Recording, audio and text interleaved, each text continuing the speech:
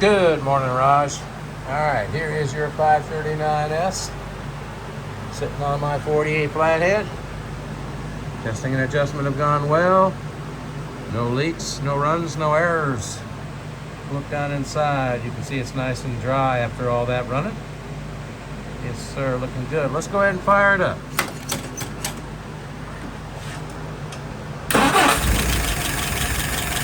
Now, if the timing on your motor is as good as mine, this is how it will start. And we'll take a look again down inside. No dripping from the main nozzle, which means the float is set correctly. All right, let's take a look at some numbers. I like between 650 and 700 on the idle RPM, and right now we got 660. Looking good.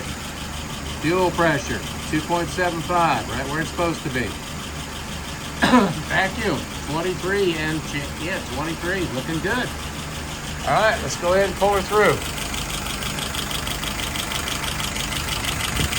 Nice and slow so you can see. And here.